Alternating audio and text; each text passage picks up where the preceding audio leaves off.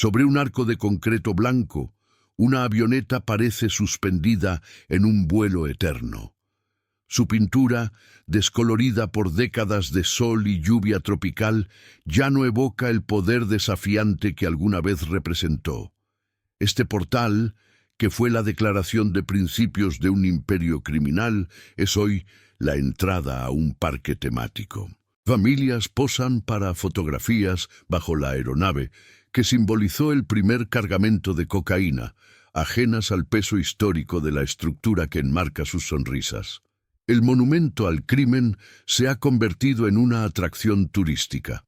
El aire ya no vibra con el eco de órdenes clandestinas, ni con el rugido de animales exóticos enjaulados, ni con el aterrizaje de helicópteros cargados de dinero y miedo. Hoy, el sonido predominante es una mezcla de música popular, gritos de niños en toboganes de agua y las indicaciones de los guías turísticos. Es un paisaje sonoro, diseñado para el olvido, una capa de normalidad impuesta sobre un terreno que fue el epicentro de una guerra. Las casi 2000 hectáreas que una vez definieron una nación privada, un territorio soberano regido por la voluntad de un solo hombre, ahora están parceladas en zonas de recreo. Donde antes se planificaban rutas de narcotráfico, hoy serpentean senderos para visitantes. Donde se erigían torres de vigilancia con hombres fuertemente armados, ahora se alzan réplicas de dinosaurios a escala real. El dominio absoluto ha sido reemplazado por el ocio controlado. En el corazón de este territorio yace el verdadero espectro, los restos de la casa principal. Es un esqueleto de hormigón desnudo, despojado de todo su esplendor por el tiempo, el saqueo y la desidia estatal.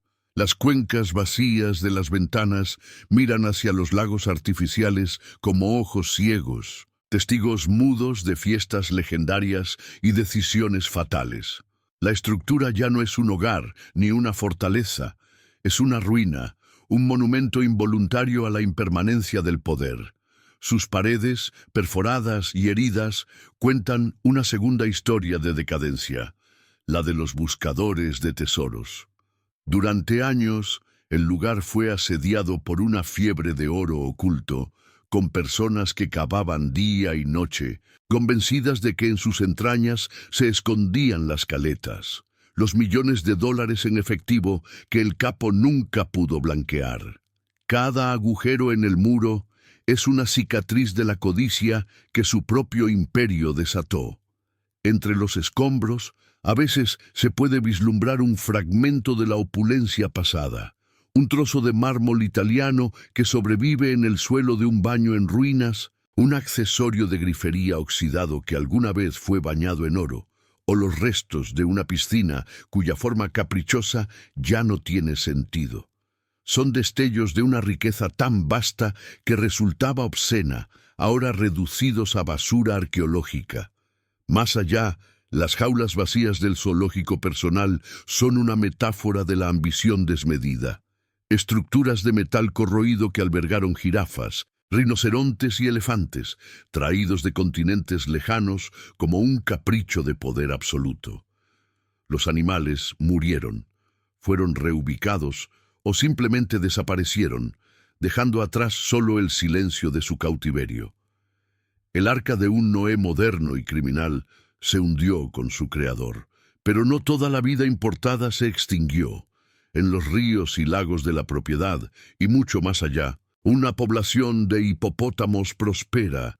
Descendientes de los 4 ejemplares originales se han reproducido sin control, convirtiéndose en una especie invasora, un problema ecológico que el país no sabe cómo resolver. Son un ejército biológico fuera de control. El legado tóxico y viviente de un hombre cuyo poder alteró incluso el ecosistema. La Plaza de Toros, un círculo perfecto de poder en medio del paisaje, permanece casi intacta. Fue un escenario privado para espectáculos de vida y muerte, un lugar donde el dueño de casa reafirmaba su control sobre la bravura y el destino. Hoy, su arena silenciosa evoca más preguntas que respuestas sobre los rituales de poder que allí se celebraron, lejos de la mirada del mundo. Sobre estas cicatrices, una nueva piel ha sido impuesta, la de un parque de diversiones que ofrece safaris controlados, atracciones acuáticas y santuarios de fauna. Es un intento deliberado de reescribir la memoria del lugar, de transformar un símbolo de terror en un destino familiar. La narrativa oficial es la de la redención, la de la naturaleza y la vida triunfando sobre la oscuridad. Pero el subsuelo no olvida. Debajo de los senderos y las piscinas, la tierra aún guarda los secretos de los búnkeres, las caletas nunca encontradas y quizás los restos de aquellos que entraron a esta propiedad y nunca salieron. Los cimientos del imperio, edificados sobre el miedo y la sangre, siguen allí, invisibles pero presentes. Esta extraña coexistencia entre la ruina y el ocio plantea la pregunta fundamental: ¿cómo un lugar que fue el centro de comando del cartel más poderoso del mundo, una fortaleza inexpugnable, se convirtió en este híbrido de decadencia y entretenimiento? La respuesta no está en lo que se ve hoy, sino en la historia del hombre que lo soñó y lo construyó. El lujo era solo la superficie. Lo que realmente se construyó y se destruyó entre estos muros es una historia que el concreto aún se resiste a contar. Para descubrir los secretos de su origen y el arquitecto detrás de esta fortaleza, continúe con nosotros y suscríbase a nuestro canal. Para entender la ruina es necesario conocer al arquitecto, no el que diseñó los planos, sino el que concibió la voluntad. Su nombre era Pablo Emilio Escobar Gaviria, un nombre que llegaría a ser sinónimo de terror y exceso, pero que comenzó en la modestia rural de Río Negro, Antioquia, un lugar de colinas verdes y aire limpio, muy lejos del estruendo y la sangre que definirían su vida. Nació en 1949, en el ocaso de una década marcada por una guerra civil no declarada que desangró a Colombia. Creció escuchando las historias de la violencia, un conflicto bipartidista que enseñó a su generación una lección fundamental. El poder, en su forma más cruda, residía en la capacidad de eliminar al otro. La vida tenía un precio, y a menudo era bajo. Su padre era un agricultor de subsistencia, un hombre atado a los ciclos de la tierra. Su madre, una maestra de escuela con aspiraciones de decencia para sus hijos. Escobar observó ambos mundos y los rechazó. La pobreza honorable de su padre le parecía una condena, la moralidad de su madre, una debilidad en un mundo que no premiaba la virtud. Desde joven, su ambición no era simplemente salir de la miseria, sino subyugarla. Quería acumular una riqueza tan vasta que actuara como una armadura contra el desprecio de la élite y el olvido de la historia. El dinero no era el fin, era el arma, el medio para reescribir su propio origen. Medellín, la ciudad a la que se mudó su familia, se convirtió en su tablero de juego. En sus barrios populares aprendió las reglas de la calle. Comenzó con delitos menores, casi folclóricos: el robo de lápidas para revender el mármol, el contrabando de cigarrillos, el fraude con billetes de lotería. Eran ejercicios de audacia, pruebas para medir el límite de la impunidad. Rápidamente escaló en la jerarquía del AMPA. Pasó al robo de automóviles, una empresa más lucrativa y violenta. Fue en este negocio donde forjó su reputación de frialdad y su método pragmático. No dudaba en matar no por ira, sino por eficiencia. Un obstáculo eliminado era un problema resuelto. El secuestro fue el siguiente peldaño. Aquí perfeccionó la lógica que definiría su imperio, la elección entre la plata y el plomo. La vida humana se convirtió en una variable en una ecuación de negocios. Esta fue la desviación moral definitiva, el punto de no retorno donde la empatía fue extirpada por completo, vista como un lastre para el ascenso. A mediados de la década de 1970, Un nuevo producto comenzó a inundar los mercados clandestinos del continente. Un polvo blanco derivado de la hoja de coca, con una demanda insaciable en el norte y márgenes de ganancia astronómicos. Escobar no fue el pionero, pero vio lo que otros no vieron: el potencial de la escala industrial. Entendió que el contrabando tradicional de Antioquia, basado en el ingenio y las pequeñas operaciones, podía aplicarse a un negocio global. La cocaína no era una droga para él, era una mercancía, y él sería el Henry Ford de su producción y distribución, creando una línea de ensamblaje que iba desde las selvas andinas hasta las calles de Miami. El dinero comenzó a llegar en volúmenes que desafiaban la imaginación. No eran fajos, eran toneladas de billetes que debían ser pesados en lugar de contados. Este torrente de efectivo creó un problema logístico y existencial. El dinero, sin un lugar donde manifestarse, era solo papel. Necesitaba un escenario, un templo. Fue entonces cuando nació el sueño de la Hacienda Nápoles. No como una simple casa de campo, sino como la materialización física de su ego. Escobar había sido rechazado por la alta sociedad de Medellín. Los industriales y las familias de abolengo lo veían como un advenedizo, un criminal cuya riqueza era sucia. Le cerraron las puertas de sus clubes privados y sus círculos sociales. Su respuesta no fue buscar la aceptación, sino crear un universo propio donde él fuera el único soberano. Si no podía entrar a sus clubes, construiría uno más grande. Si ellos tenían fincas de recreo, él tendría un país privado. Nápoles fue concebida como un acto de desafío, una declaración de que su poder no necesitaba la validación de nadie. La elección del terreno en Puerto Triunfo, en el Magdalena Medio, fue estratégica. Casi 2000 hectáreas de tierra fértil, aislada y a mitad de camino entre las dos ciudades más importantes del país, Bogotá y Medellín. Era un lienzo en blanco lo suficientemente grande como para contener la enormidad de su megalomanía. No buscó arquitectos de renombre ni diseñadores con gusto refinado. El estilo de Nápoles no debía ser elegante, debía ser abrumador.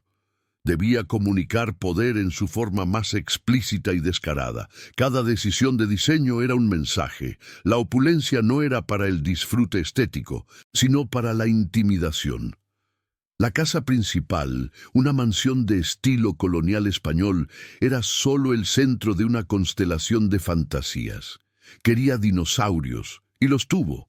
Esculturas de hormigón a escala real que poblaban sus colinas.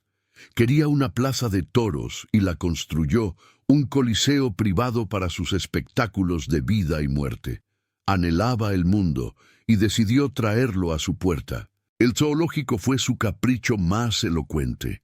La importación ilegal de jirafas, rinocerontes, elefantes y cebras no era un acto de amor por la naturaleza, sino la máxima demostración de poder. La capacidad de doblegar las leyes de la biología y la geografía a su voluntad. Podía poseer criaturas de otros continentes, arrancarlas de sus hábitats y exhibirlas como trofeos vivientes en su jardín. Cada animal exótico era un prisionero de guerra en su conflicto personal contra el orden establecido. Eran símbolos de un hombre que se creía por encima de todas las fronteras. Y luego estaban los hipopótamos. 4 ejemplares, un macho y 3 hembras que se convertirían en su legado biológico más duradero y problemático. En los lagos artificiales que mandó a construir, estos animales encontraron un paraíso imprevisto, un ecosistema sin depredadores donde prosperarían más allá de la vida de su captor. La colección de autos clásicos era otra faceta de su obsesión por poseer la historia. No le bastaba con tener los vehículos más caros del presente. Necesitaba adquirir fragmentos del pasado, como el supuesto auto acribillado de Bonnie y Clyde, para insertarse en una mitología de rebeldía y crimen. La pista de aterrizaje no era una comodidad, Era una necesidad operativa. Nápoles no solo sería su hogar, sino el centro de comando de su imperio.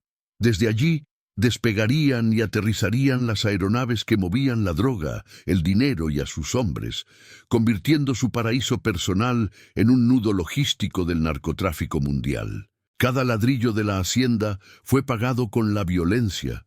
El dinero que financió las piscinas, los establos y las jaulas provenía de la adicción que destruía vidas a miles de kilómetros de distancia.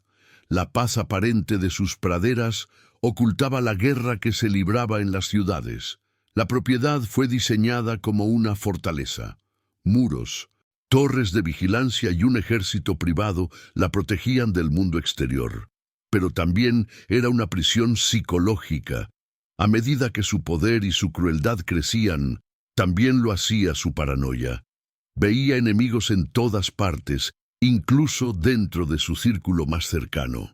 Nápoles se convirtió en su búnker, un refugio dorado donde podía mantener la ilusión de control total. Dentro de sus límites, su palabra era la única ley. Podía crear vida, como en su zoológico, y podía quitarla, como atestiguan las historias nunca confirmadas de ejecuciones en sus terrenos. La construcción de la hacienda no fue un evento único, sino un proceso continuo.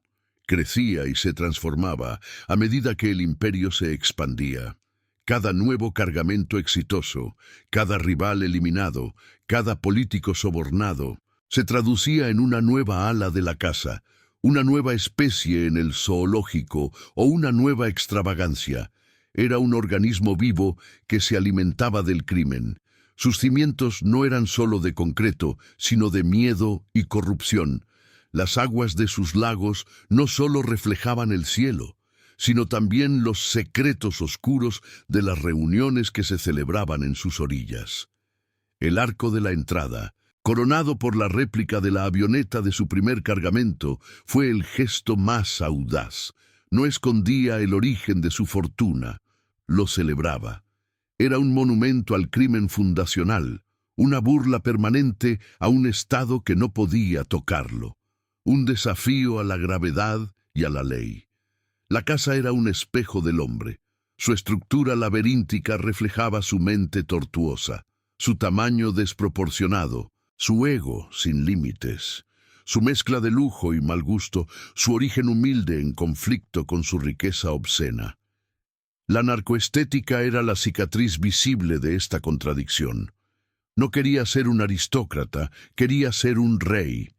Y los reyes no tienen casas, tienen palacios. Nápoles era su Versalles tropical, una corte donde sus vasallos le rendían pleitesía y sus enemigos eran humillados. Las fiestas legendarias eran rituales de poder, demostraciones de una generosidad que compraba lealtad y un exceso que inspiraba temor. En las noches, desde la terraza de la mansión, Escobar podía contemplar su creación. Las luces de su reino privado, extendiéndose hasta donde alcanzaba la vista, el rugido de un león africano en la noche colombiana, el sonido de su propia omnipotencia. Creía que lo que construía con hormigón y acero sería eterno, que su nombre quedaría grabado en la historia no como el de un criminal, sino como el de un constructor, un patriarca, un hombre que doblegó al mundo y lo rehizo a su imagen y semejanza. La hacienda no era simplemente un lugar donde vivir, era el argumento material de su existencia. Cada árbol plantado, cada animal enjaulado, cada piscina excavada, era una frase en la historia que él mismo estaba escribiendo, una narrativa de poder absoluto. Dentro de sus muros se sentía invulnerable, un dios en su propio Olimpo artificial. No podía saber que la misma ambición que levantaba esas paredes sería la fuerza que eventualmente las derribaría. El arquitecto de este sueño estaba obsesionado con el control, pero había desatado fuerzas que nadie, ni siquiera él, podría contener. El concreto y el lujo eran solo una fachada, una delgada capa que apenas contenía la violencia y la paranoia que bullían en su interior. La construcción de Nápoles no fue el comienzo del imperio, sino su coronación. El momento en que un criminal de poca monta de Medellín decidió que ya no se contentaría con controlar las calles, sino que aspiraba a poseer el horizonte. Desde sus humildes comienzos, el camino lo había llevado a este punto: ser el dueño de un territorio donde la realidad misma obedecía a sus caprichos. El sueño estaba completo, pero en su perfección ya se incubaban las semillas de la pesadilla. La fortaleza que lo protegía también lo aislaba, convirtiéndose lentamente en la jaula más grande de todas. A medida que el torrente de dinero se convertía en un diluvio, la hacienda Nápoles comenzó a mutar. Dejó de ser una simple finca para convertirse en un organismo arquitectónico que respiraba al ritmo del imperio. Cada dólar que cruzaba la frontera norte, cada kilo de polvo blanco que llegaba a su destino, encontraba su eco en una nueva pared, un lago artificial o una jaula vacía esperando a su exótico ocupante. La construcción era un barómetro del éxito criminal. La primera función de Nápoles fue la de un centro de operaciones militarizado. Antes que el lujo, se priorizó la logística. La pista de aterrizaje fue una de las primeras estructuras en completarse, una arteria vital que conectaba la propiedad con las rutas clandestinas del Caribe. Junto a ella se levantaron hangares y talleres, una infraestructura de aviación privada al servicio de una corporación ilícita. La seguridad fue concebida no como un añadido, sino como parte de la estructura fundamental. El perímetro de la propiedad, de kilómetros de extensión, fue asegurado con cercas, torres de vigilancia y puntos de control armados. No se trataba de protegerse de ladrones comunes, sino de un ejército rival o del propio Estado. La hacienda nació como una fortaleza, un territorio soberano defendido por un ejército privado. Dentro de este perímetro, la casa principal comenzó a tomar forma. Era una estructura de estilo colonial español, una elección deliberada que buscaba proyectar una imagen de tradición y legitimidad.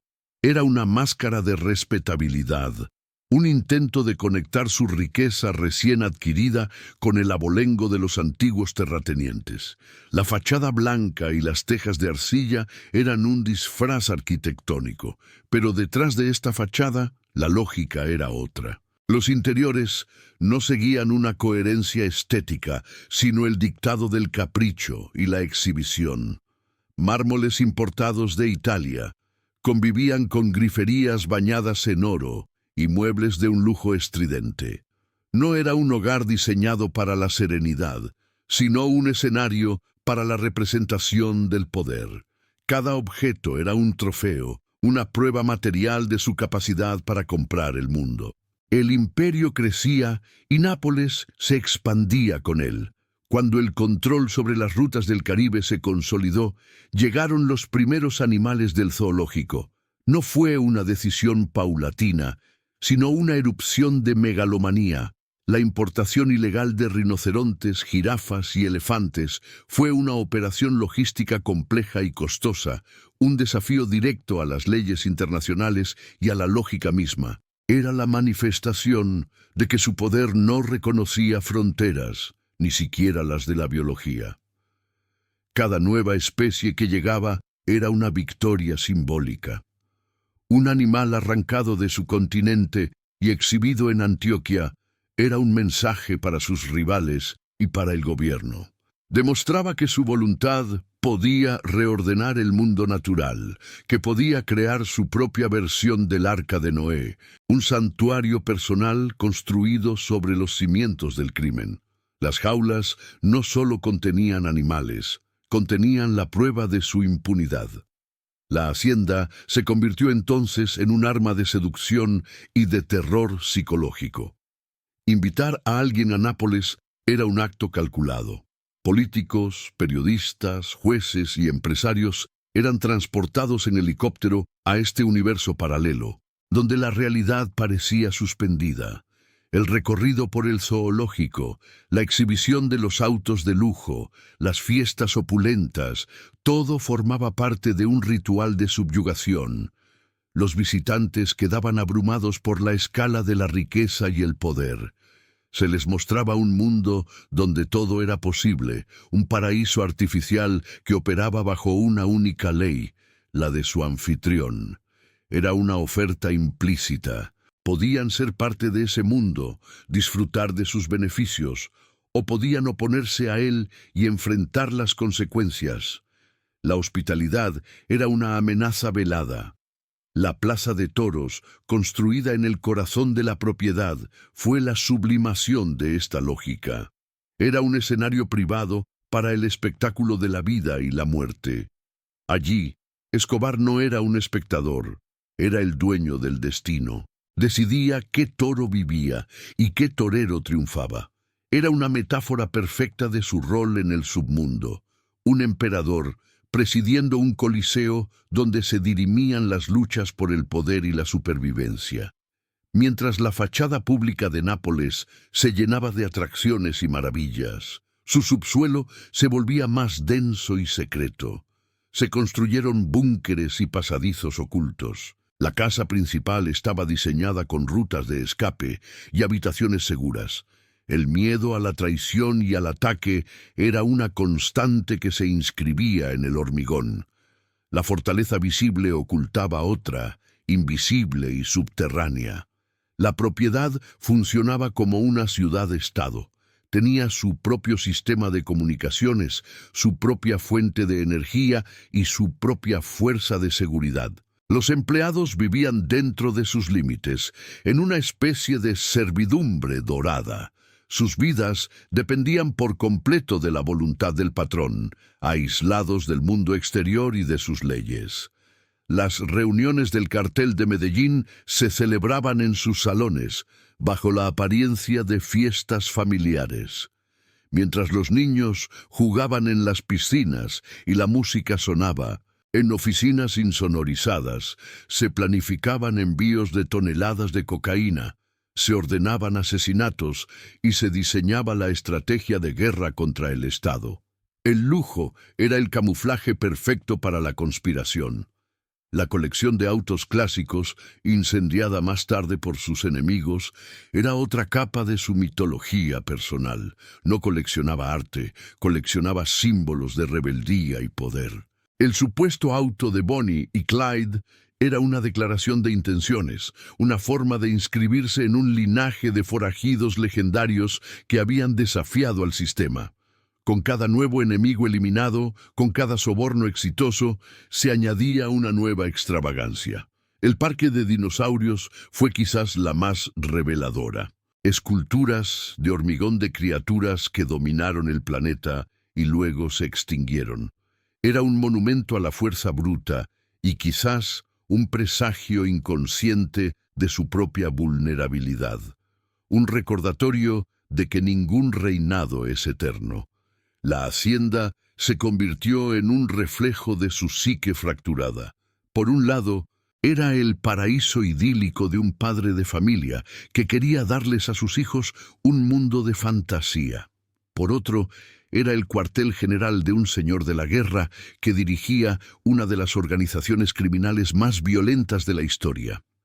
Ambas realidades coexistían dentro del mismo perímetro. El agua era un elemento omnipresente. Múltiples piscinas de formas caprichosas y enormes lagos artificiales donde se practicaban deportes acuáticos. Pero el agua también servía para ocultar. Los lagos, profundos y turbios, eran lugares ideales para hacer desaparecer pruebas o cuerpos, un secreto oscuro bajo la superficie brillante del ocio. Así, la mansión dejó de ser un simple refugio para convertirse en un instrumento polivalente del imperio. Era una máscara de legitimidad, un arma de intimidación, un centro de mando y un búnker psicológico. Cada ladrillo, cada palmera, cada animal enjaulado estaba al servicio de la consolidación y expansión del poder. El crecimiento de Nápoles era orgánico, casi canceroso. Se expandía sin un plan maestro, siguiendo los impulsos de su creador. Era la materialización de una mente que no conocía límites, que creía que el dinero podía comprar la historia, la naturaleza y la impunidad. La hacienda era su argumento más contundente. Finalmente, la propiedad se selló sobre sí misma. Se convirtió en un ecosistema cerrado, un reino autosuficiente, diseñado para proteger a su rey de un mundo cada vez más hostil. Pero al hacerlo, también se convirtió en su prisión. La misma fortaleza que lo aislaba del peligro, también lo aislaba de la realidad, alimentando una paranoia que sería el catalizador de su propia destrucción. La opulencia de la hacienda Nápoles era un lenguaje en sí mismo, una declaración constante de desafío. Pero, ¿qué elemento de esta construcción faraónica hablaba con más fuerza de la vanidad de su creador? El zoológico que doblegaba la naturaleza, el arco que celebraba el crimen fundacional o la plaza de toros donde se sentía un dios. Deje su opinión en los comentarios. El apogeo del imperio tuvo su capital, y esa capital fue la hacienda Nápoles. En su cenit, la propiedad dejó de ser una construcción en progreso para convertirse en un universo consumado. Un reino autosuficiente que operaba bajo una única ley, la de su creador. Aquí, en el corazón del Magdalena Medio, la ilusión de permanencia se solidificó en hormigón y se pobló de bestias exóticas, como si la historia misma hubiera llegado a su fin y este fuera el paraíso definitivo. Un día cualquiera en la hacienda era una sinfonía de poder absoluto. El amanecer traía consigo el rugido de los leones y el barritar de los elefantes, un coro antinatural en el paisaje colombiano que servía como despertador del rey. El sonido de motocicletas y vehículos todoterreno patrullando el perímetro se mezclaba con las risas de los niños en las piscinas, creando una normalidad fabricada, una paz armada que dependía enteramente de la voluntad de un solo hombre. La propiedad funcionaba como una ciudad-estado feudal. Tenía su propia economía interna, su propia jerarquía social y una población de cientos de empleados, guardias y sirvientes cuya lealtad era absoluta, comprada con una generosidad desmedida y cimentada en un miedo reverencial. Entrar en los dominios de Nápoles era cruzar una frontera invisible hacia un territorio donde las leyes de Colombia eran una sugerencia lejana y fácilmente ignorable. La dualidad del lugar era su característica más perturbadora. De día era el escenario de una idílica vida familiar, un padre que enseñaba a sus hijos a montar en bicicleta entre esculturas de dinosaurios, un anfitrión que organizaba paseos en jet ski por sus lagos artificiales. Pero al caer la noche, la misma estructura se transformaba. Las luces que iluminaban las palmeras proyectaban sombras largas donde se movían los arquitectos de una guerra. Las fiestas en Nápoles se hicieron legendarias, pero nunca fueron meros actos de ocio. Eran representaciones teatrales del poder, rituales estratégicos diseñados para seducir, intimidar y poner a prueba. Músicos famosos eran traídos en vuelos privados, se servían los licores más caros y corrían ríos de dinero en mesas de juego improvisadas. Cada fiesta era un mensaje, la riqueza era infinita y la generosidad también para aquellos que permanecieran leales. La lista de invitados era un mapa del alcance del cartel. Se mezclaban sin pudor sicarios adolescentes con políticos de alto nivel, reinas de belleza con empresarios, futbolistas famosos con jueces corruptos. Todos orbitaban alrededor del mismo sol, atraídos por el calor de su poder y el brillo de su fortuna. En esa atmósfera de euforia controlada se forjaban alianzas, se compraban conciencias y se recopilaba información. La hospitalidad era un arma de doble filo. Un regalo costoso, un abrazo efusivo, eran demostraciones de favor que consolidaban la lealtad. Pero detrás de la sonrisa del anfitrión siempre estaba la sombra de su alternativa. La ausencia no justificada a una de estas celebraciones podía ser interpretada como una ofensa, una señal de deslealtad que rara vez quedaba sin consecuencias. La asistencia era un acto de pleitesía, pero lejos del estruendo de la orquesta y de las risas forzadas, en las entrañas de la mansión operaba el verdadero motor del imperio. Mientras los invitados bebían champán en la terraza, en una oficina austera y sin ventanas, se tomaban decisiones que alteraban el destino de miles de personas. La transición entre la fiesta y la sala de guerra era imperceptible para el mundo exterior. Esta sala de mando no tenía la opulencia del resto de la casa. Era un espacio funcional, casi burocrático, equipado con radios de comunicación, mapas y teléfonos. Aquí no había lugar para la ambigüedad. Las conversaciones eran directas, las órdenes precisas. Se hablaba de toneladas, de rutas, de porcentajes y también de nombres. Nombres de jueces, policías, periodistas o rivales que se habían convertido en obstáculos. Desde este nudo nervioso, las órdenes se irradiaban a través de una red invisible.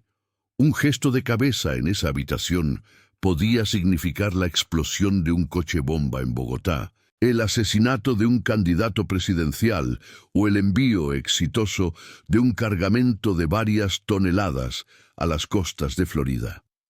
La mansión era el cerebro y sus sicarios, las manos ejecutoras que operaban a cientos de kilómetros de distancia. Para proteger este cerebro, la hacienda estaba envuelta en capas de seguridad impenetrables.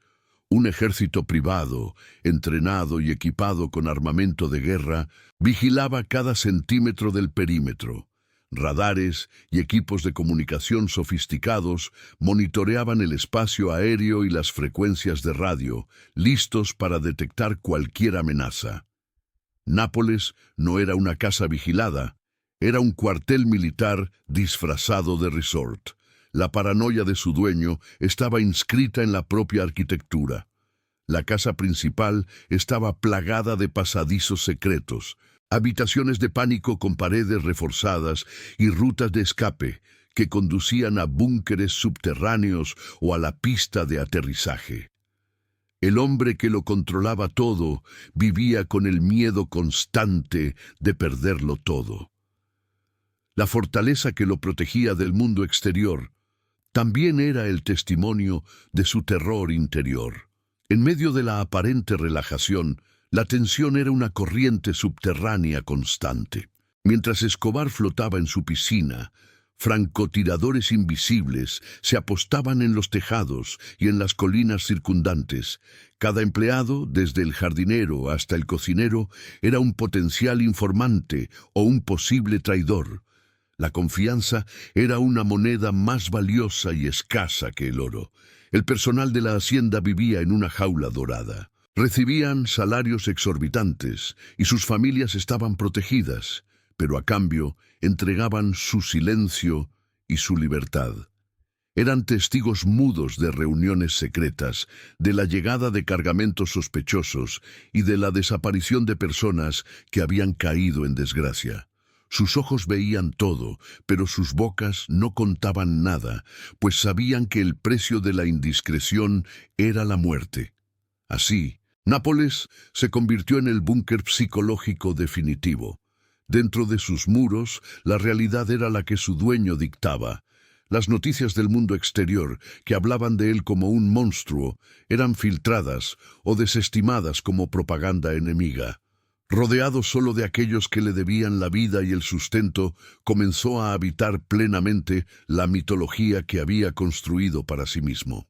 Este aislamiento extremo, esta cámara de eco de adulación y miedo, distorsionó su percepción de la realidad. Se convenció de su propia invencibilidad, de su estatus como un benefactor social perseguido injustamente por una élite corrupta. Dentro de su reino de hormigón y selva, su narrativa era la única verdad. El control que ejercía sobre su entorno inmediato era total y embriagador. Podía ordenar la construcción de un lago, la importación de un rinoceronte o la ejecución de un hombre con la misma facilidad.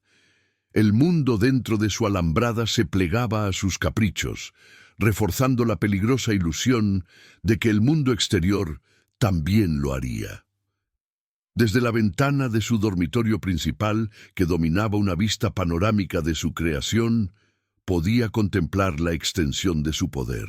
Veía los lagos, la plaza de toros, las jaulas del zoológico y las luces de la pista de aterrizaje. No veía una propiedad, veía la manifestación física de su voluntad, la prueba irrefutable de que un hombre nacido en la pobreza podía doblegar al mundo. En la cima de su reinado se creía intocable, una figura histórica a la par de los grandes conquistadores, un emperador moderno cuyo trono era esta mansión extravagante. Se sentía por encima de la ley, de la moral e incluso de la muerte. Era un dios en su propio Olimpo artificial. La casa misma parecía respirar esta arrogancia. Sus paredes blancas y sus piscinas resplandecientes no reflejaban el sol, sino la soberbia de un hombre que había logrado lo imposible. La estructura era un monumento a la omnipotencia, la declaración final de que su imperio era eterno. Pero un organismo tan perfectamente sellado, tan aislado de las fuerzas externas, genera sus propias presiones internas. La misma paranoia que construyó los búnkeres, la misma brutalidad que garantizaba la lealtad y el mismo exceso que demostraba el poder, estaban corroyendo los cimientos desde adentro. El reinado parecía absoluto, pero el concreto ya comenzaba a sentir las vibraciones de su futuro colapso. El reinado, en su apogeo, proyectaba una ilusión de permanencia. Desde las terrazas de la hacienda Nápoles, el imperio parecía tan sólido y vasto como el paisaje que lo rodeaba. Las leyes de la física y de los hombres parecían haberse doblegado ante la voluntad de su creador. La fortaleza de hormigón era la prueba material de que el poder, una vez alcanzado, era eterno. Pero toda estructura, sin importar cuán imponente, tiene un punto de quiebre, y éste se encontraba no en los cimientos de la casa, sino en la soberbia de su dueño. La primera fisura apareció no como un temblor, sino como el eco de un disparo en la noche de Bogotá. En abril de 1984, el ministro de Justicia, Rodrigo Lara Bonilla, fue asesinado. No fue un ajuste de cuentas en el submundo. Fue un magnicidio, un desafío directo y sin precedentes a la soberanía del Estado. Fue un acto de arrogancia pura, la decisión de un hombre que, desde la seguridad de su fortaleza, creyó que podía eliminar a un ministro del gabinete con la misma impunidad con la que eliminaba a un rival.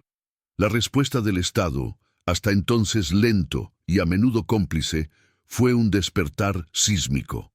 El asesinato de Lara Bonilla cruzó una línea invisible. Por primera vez, el gobierno colombiano aprobó una ley que había sido el mayor fantasma del cartel: la extradición de nacionales a los Estados Unidos. De repente, los muros de Nápoles, sus ejércitos privados y sus búnkeres subterráneos parecían irrelevantes. La fortaleza podía protegerlo de un ejército colombiano, pero no podía esconderlo de la justicia de una superpotencia. La extradición se convirtió en una obsesión, una amenaza existencial que se filtraba por cada grieta de su psique. El paraíso tropical que había construido con tanto esmero perdió su cualidad de santuario.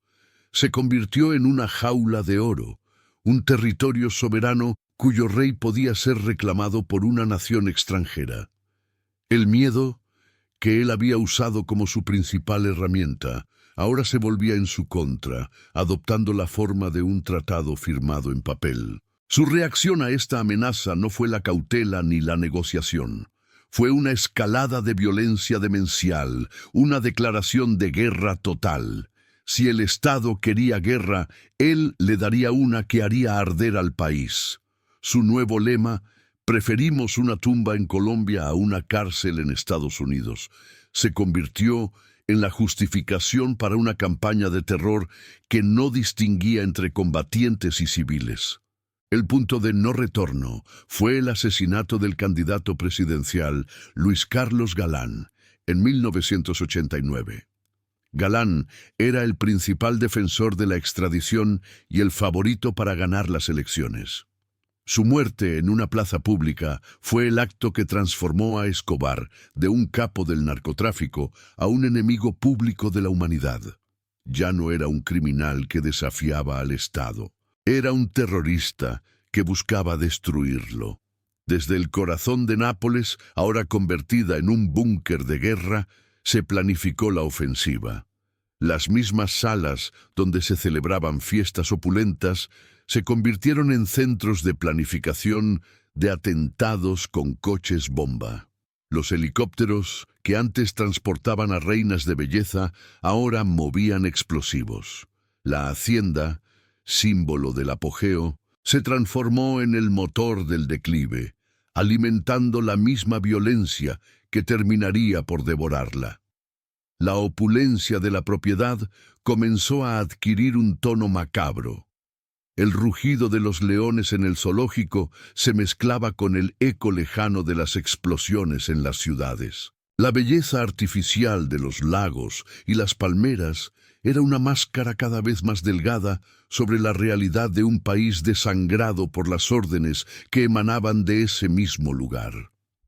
El contraste entre la paz fabricada del interior y el infierno desatado en el exterior se hizo insostenible. La brutalidad de su guerra tuvo un efecto no deseado, unificó a sus enemigos. Ya no era solo el Estado colombiano y la DEA estadounidense. El cartel de Cali, sus principales rivales en el negocio de la cocaína, vio la oportunidad de eliminarlo y financiar una guerra paralela. Se formó una coalición de adversarios que compartían un único objetivo: su aniquilación. Pero la grieta más profunda y peligrosa no provino del exterior, sino de las entrañas de su propia organización. La violencia indiscriminada y la paranoia creciente lo llevaron a traicionar y asesinar a socios y amigos cercanos. Estas purgas internas crearon un nuevo tipo de enemigo: aquel que conocía sus secretos, sus rutas, sus escondites y, sobre todo, sus debilidades. De las cenizas de estas traiciones nació un escuadrón de la muerte con un nombre que lo decía todo: Los Pepes, acrónimo de Perseguidos por Pablo Escobar, financiado por el cartel de Cali y compuesto por ex-socios sedientos de venganza. Este grupo paramilitar comenzó a cazar a sus hombres, destruir sus propiedades y desmantelar su red de finanzas. Usaban sus mismos métodos: la bomba, la tortura, el secuestro. La paranoia que había llevado a Escobar a construir búnkeres y pasadizos secretos se volvió profética. El enemigo ya no estaba solo afuera de la cerca. Podía ser el jardinero, el guardaespaldas de confianza, el socio de toda la vida. La lealtad, comprada con dinero y mantenida con miedo, se disolvió bajo el calor de la venganza. El imperio, construido sobre la desconfianza, comenzó a devorarse a sí mismo. La atmósfera dentro de la hacienda Nápoles cambió. Las fiestas se volvieron más tensas, los rostros de los invitados más nerviosos. Cada sonrisa podía ocultar una daga. La generosidad del patrón ya no era una bendición, sino una prueba. El lujo estridente de la mansión comenzó a sentirse como la decoración de una tumba. La estructura física permanecía intacta, pero su alma se había podrido. Los largos pasillos, antes símbolos de grandeza, ahora parecían resonar con los susurros de la traición. El agua de las piscinas, antes cristalina, parecía turbia, como si ocultara los secretos de la descomposición inminente. La casa misma parecía contener la respiración, a la espera del golpe final. El aislamiento, que alguna vez fue su mayor fortaleza, se convirtió en su prisión definitiva. Atrapado dentro de su paraíso asediado, su percepción de la realidad se distorsionó por completo. Veía enemigos en cada sombra, incapaz de distinguir entre las amenazas reales y los fantasmas de su propia mente. El rey estaba solo en su castillo, mientras el mundo que había creado se desmoronaba afuera. Pronto, el asedio dejó de ser metafórico. Los Pepes, en un acto de audacia simbólica, atacaron la hacienda. No intentaron tomarla, sino herirla en su orgullo. Incendiaron su invaluable colección de autos clásicos, un tesoro que representaba su intento de comprar una historia y una legitimidad que nunca tuvo.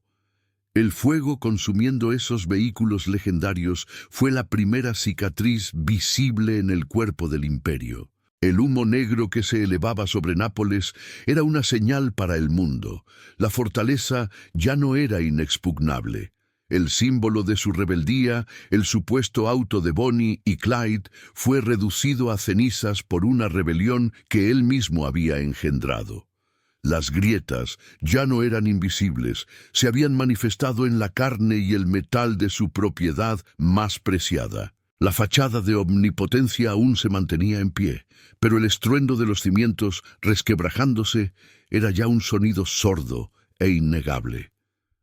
La caída no era una cuestión de si ocurriría, sino de cuándo. El fin no llegó como un estruendo, sino como una lenta y metódica asfixia. Tras su fuga de la catedral, el hombre que había sido rey se convirtió en un fugitivo, moviéndose entre escondites anónimos en la misma ciudad que una vez dominó. Su imperio, sin un centro de mando fijo, comenzó a desintegrarse. La hacienda Nápoles, su palacio y fortaleza, permaneció como un monumento hueco, un trono vacío, esperando una sentencia que ya estaba dictada. La orden final no fue la de capturar a un hombre, sino la de decapitar a un símbolo. El bloque de búsqueda, una fuerza de élite forjada en la urgencia de la guerra y equipada con tecnología estadounidense, recibió la luz verde. Su objetivo era Nápoles. Sabían que el dueño no estaba allí, pero su fantasma sí, y era ese fantasma el que debían exorcizar. La operación no era solo una redada, era un acto de profanación estratégica. El amanecer en el Valle del Magdalena fue rasgado no por el canto de las aves exóticas, sino por el batir rítmico y amenazante de las hélices. Helicópteros artillados descendieron sobre el paisaje de fantasía, sus sombras proyectándose sobre las cabezas de los dinosaurios de hormigón y las praderas donde pastaban cebras olvidadas. La maquinaria de guerra del Estado había llegado para reclamar el territorio soberano del crimen. Las botas de los comandos de asalto tocaron el suelo que antes solo pisaban los leales y los condenados. No hubo resistencia. El ejército privado se había desvanecido, disuelto por el miedo o comprado por los enemigos. Las imponentes puertas, que alguna vez fueron el umbral de un universo paralelo, se abrieron sin esfuerzo, revelando una fortaleza que había perdido su alma. El silencio que recibió a los soldados era denso y antinatural. En los grandes salones, el polvo comenzaba a asentarse sobre los muebles de lujo. Un vaso a medio beber, una revista olvidada sobre una mesa de mármol, eran los vestigios de una vida interrumpida, de una huida apresurada. La casa, antes vibrante de poder y música, ahora era un mausoleo a la espera de ser inventariado. La redada fue metódica, casi quirúrgica. Los agentes se movieron en silencio a través de las habitaciones opulentas, sus uniformes de combate una disonancia cromática contra el mármol italiano y los dorados de la grifería. No buscaban a una persona, sino los secretos que el hormigón había guardado. Cada pared fue golpeada, cada baldosa examinada, cada mueble desplazado en busca de las legendarias caletas. Comenzaron a descubrir la arquitectura del engaño. Paneles que se deslizaban para revelar compartimentos ocultos, fondos falsos en los armarios, túneles rudimentarios que conectaban habitaciones. La mansión no era solo una casa, Era un laberinto de secretos materiales, un organismo diseñado para ocultar y proteger las arterias del imperio. Dentro de estos escondites, no solo encontraron fajos de dólares en proceso de descomposición por la humedad. Hallaron libros de contabilidad que detallaban la nómina de la corrupción, listas de nombres de policías y políticos, radios de comunicación de alta frecuencia y planos de rutas de narcotráfico. Era la burocracia del mal, la evidencia fría que desmitificaba al rey y lo reducía a un meticuloso gerente criminal. En las habitaciones personales, la invasión se volvió más íntima. Los agentes revisaron los armarios llenos de ropa de diseñador, las mesas de noche con fotografías familiares, los juguetes de los niños abandonados en medio del juego. El santuario privado del hombre más temido del mundo se convirtió en la escena del crimen 001. Cada objeto personal, una pieza potencial de evidencia. La transformación simbólica fue absoluta. El gran salón, donde se celebraron fiestas que sellaron alianzas y sentenciaron muertes, se convirtió en un centro de procesamiento. El escritorio desde el cual se ordenaron atentados que pusieron de rodillas a un país fue cubierto de bolsas de plástico y etiquetas de evidencia. El trono se había convertido en un mueble más en un inventario judicial. Mientras el interior era desmantelado pieza por pieza, el exterior sufría su propia invasión. La noticia de la redada se extendió como un reguero de pólvora. Una segunda ola de asaltantes, más caótica y desesperada, comenzó a llegar. Eran los buscadores de tesoros, los vecinos empobrecidos, los antiguos empleados y los enemigos sedientos de venganza. La operación estatal, con su apariencia de orden, dio paso a un saqueo frenético. Si el bloque de búsqueda buscaba justicia, esta nueva multitud buscaba fortuna o retribución. La casa, violada por la ley, ahora sería desmembrada por la codicia y el odio que su propio dueño había sembrado. La gente comenzó a derribar las paredes con picos y martillos, convencidos de que detrás de cada ladrillo se escondían millones de dólares. Arrancaron los sanitarios chapados en oro, desmontaron los marcos de las ventanas, cavaron en los jardines inmaculados. La mansión estaba siendo devorada por la misma fiebre del oro que la había construido.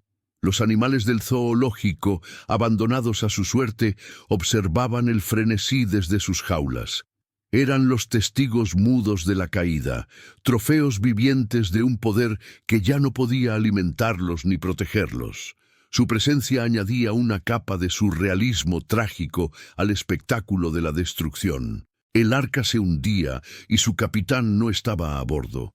Finalmente el Estado tomó posesión formal de lo que quedaba. Un esqueleto de hormigón herido y vacío. La opulencia había sido arrancada, dejando solo las cicatrices en las paredes y el eco de la locura.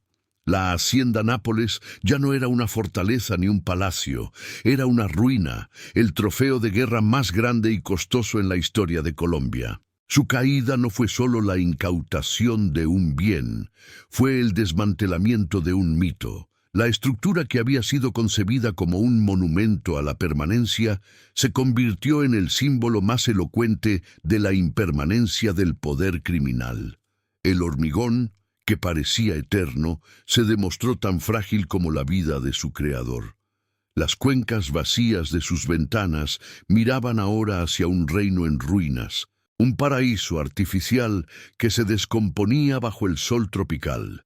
El silencio que se instaló no era el silencio del control absoluto, sino el silencio profundo y definitivo del abandono.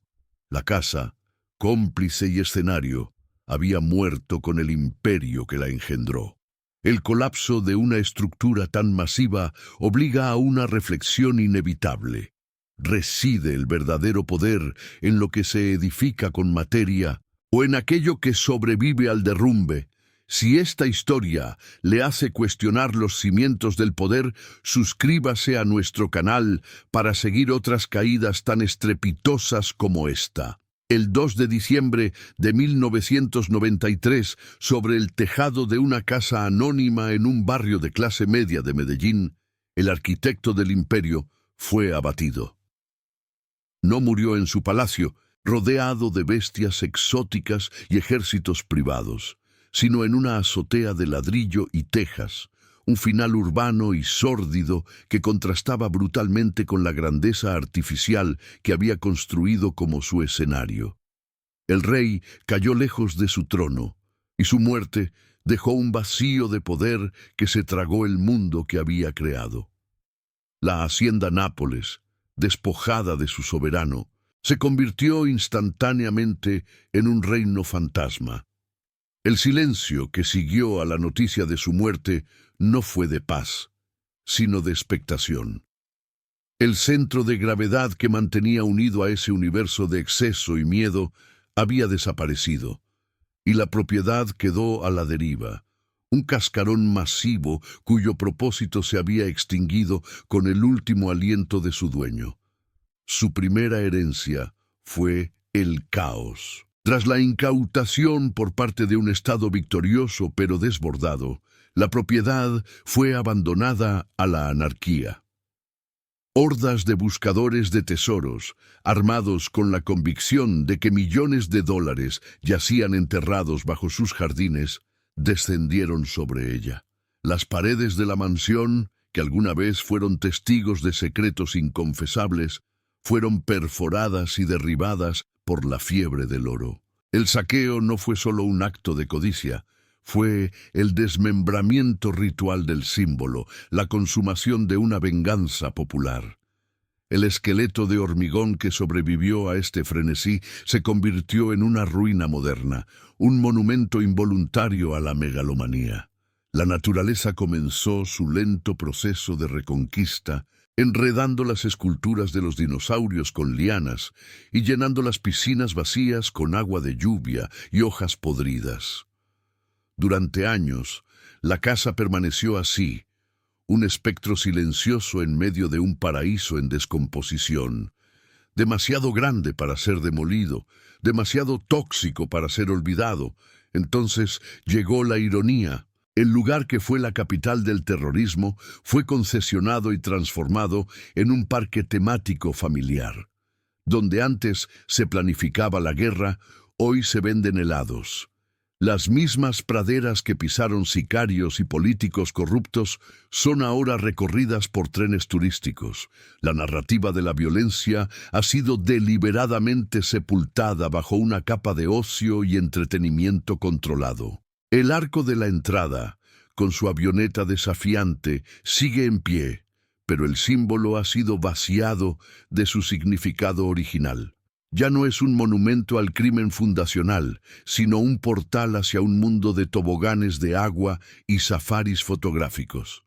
Las familias posan bajo la aeronave, sonriendo para una cámara, ajenas o indiferentes al peso de la historia que enmarca su recuerdo vacacional. El terror se ha convertido en una atracción, pero no todo el legado pudo ser contenido o reescrito.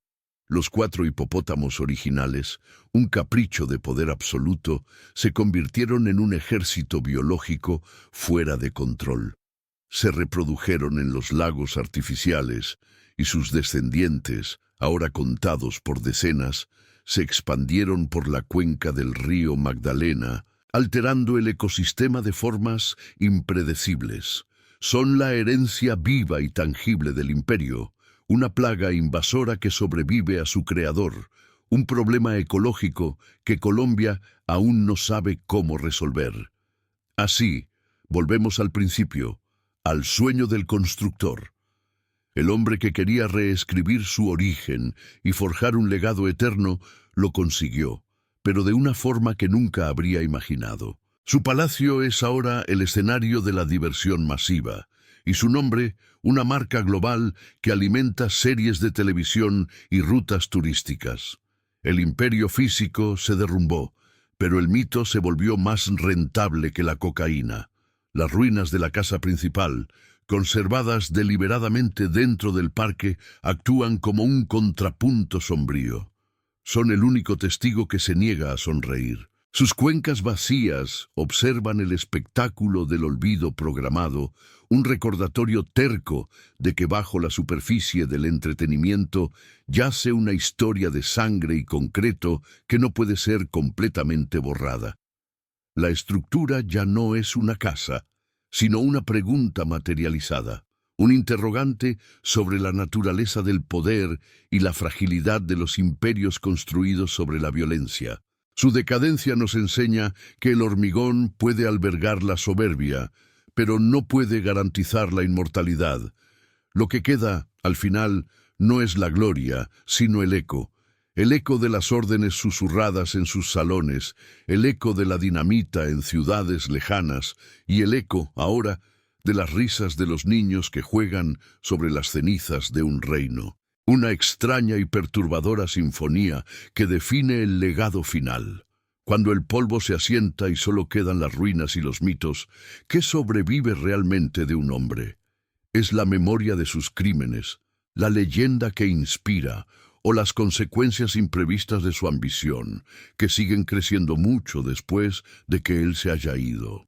Si historias como esta le hacen ver el poder desde un ángulo diferente, suscríbase para seguir otras caídas tan asombrosas como esta.